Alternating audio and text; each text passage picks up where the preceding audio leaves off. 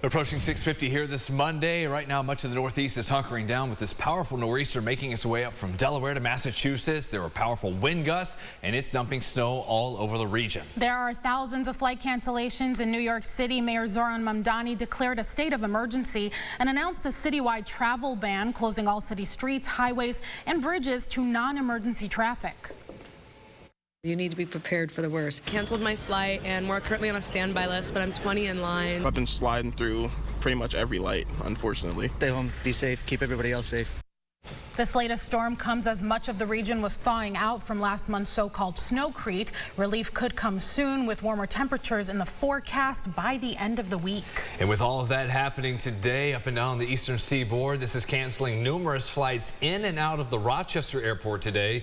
More than just that, though, for passengers, some confusion to clear up when it comes to TSA pre-check. At first, the Department of Homeland Security said that and the Global Entry Trusted Traveler Program would be temporarily paused due to what's happening in Washington with the partial government shutdown. The agency then reversed course, saying pre-check would keep going and continue operations when air carriers push back. Global Entry remains suspended. Bottom line is, keep an eye on alerts coming through your email from your carrier. Check your flight status and make sure everything is good to go.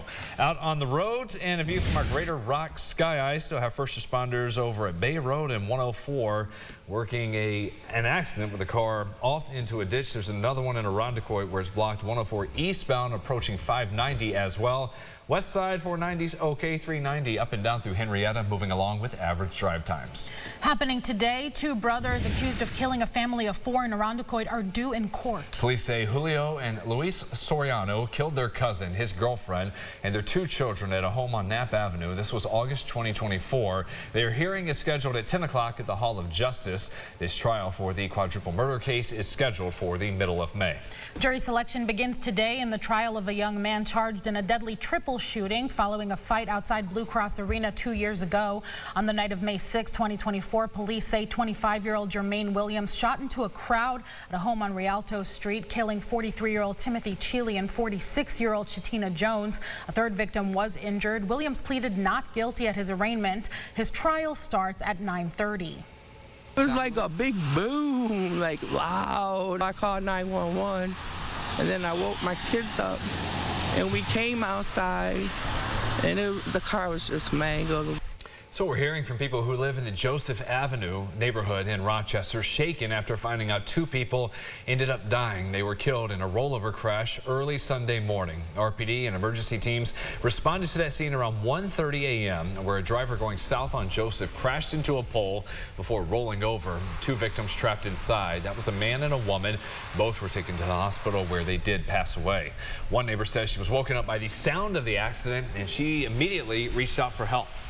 Asked, are you okay? Say something. There was no response. Yeah, flying down here all the time or going a U-turn, and cars got to stop coming each way because they got to back up. Police say they're still investigating what happened in the moments leading up to the crash. They have not released the names of either victim.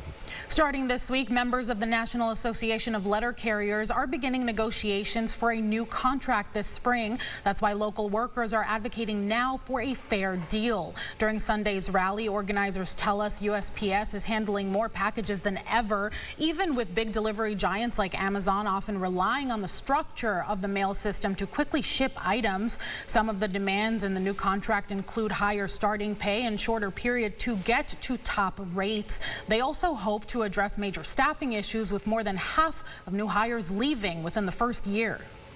Obviously, wages. I think the wages are important because we have a retention problem. When you don't have a good wage, what happens is we're losing people, and with that, it hurts the service. When you start as non-career, you're not paying into a pension, you're not paying into a 401k, you don't have life insurance, you have to work your way up to that, and we don't believe that's fair. The job that we do, no matter when you walk in the door or when you retire, is the same type of job, and we believe everybody from the time they walk in the door should be provided those same benefits. The current contract runs out in May. All right, you've got to see this. Some of the hockey fans celebrating, still taking in Sunday's gold medal win against Team Canada.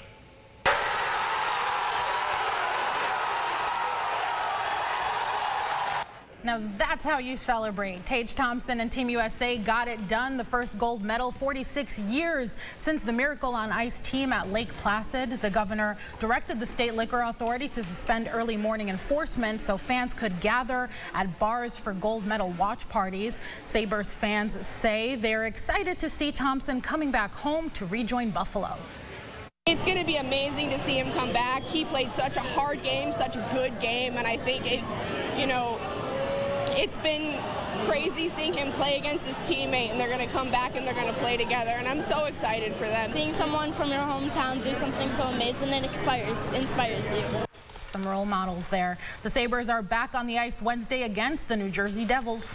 Before that, Buffalo's head coach Lindy Ruff weighed in saying competition like what you had this year in the Olympics, and Thompson seeing him made everyone but the Sabres very proud. I thought, for being involved in one of the greatest tournaments, I thought Tage handled himself and represented our team really well and played well. Buffalo's goalie Alex Lyon had this on the growth of the men's game. I think that the U.S. hockey is getting stronger. That's pretty evident, and Canada had such an incredible team, and for us to be able to go toe-to-toe with them, seemingly for the whole tournament is pretty impressive. A competitor in the NHL, he also spoke about goalie Connor Hellebuyck for Team USA, who had 41 saves in the final. The closing medal count from the Winter Games in Milan Cortina. The U.S. had 12 gold. That's the nation's highest tally ever for the Winter Olympiad. Norway finished in first, 41 total, 18 of those gold. So Norway set the record for the most gold for a country in a single winter competition.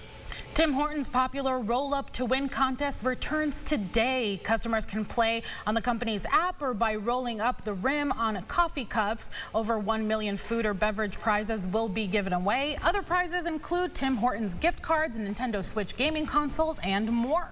You ever done that? You gotta be careful. Just roll it up, and there's a little type text show you what you won. Pro tip. Or it says, next time. Yeah. How about that? See you tomorrow. You gotta finish your coffee first, right? Yes, we'll just say that. Don't spell it. Yeah, that's right. A little bit of delayed gratification, we'll call that. 8-day forecast here. We got snow around. You might have to brush your car off this morning. About a half inch or so overnight.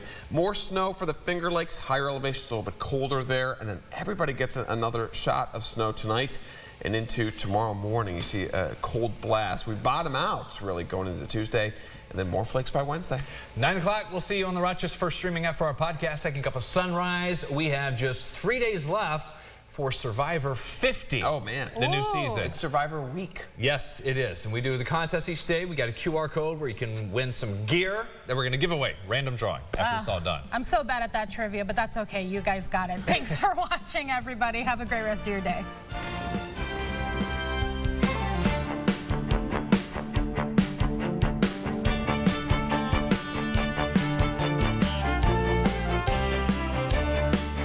Follow News 8 wherever you are on RochesterFirst.com, Facebook, X, and on our app for news and weather.